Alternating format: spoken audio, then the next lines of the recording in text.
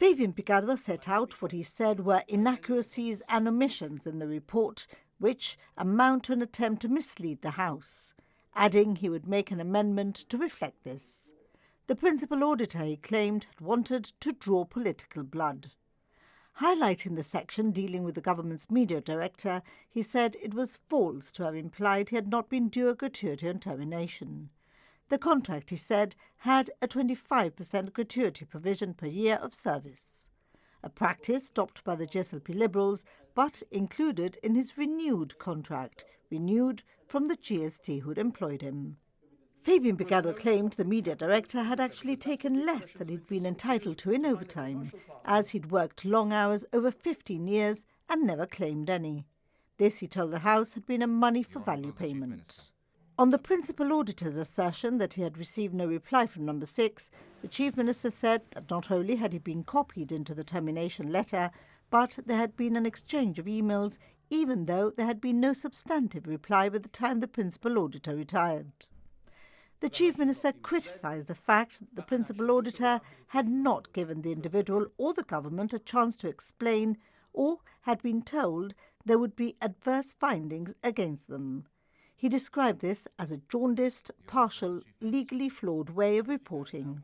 The payment that was made to the media director was contractually well grounded, it was legally advised, was approved by the Chief Secretary, processed by the Treasury, disclosed to the Principal Auditor, consistent with President, and it was fair and proportionate.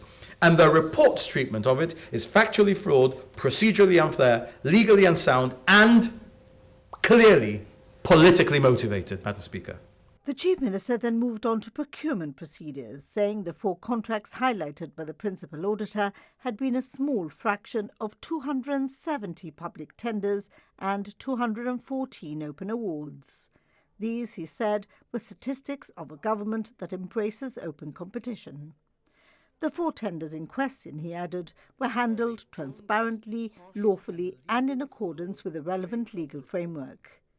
He went through each tender individually, claiming the report provided no context and overlooked the realities of public service delivery. So, Madam Speaker, the government's considered view is that the 2018-19 report mischaracterizes those lawful exemptions as procedural failures. It overlooks the operational realities of the public service and the delivery of it, and it ignores the cost of delay, not just in financial terms, but in terms of human impact to patients.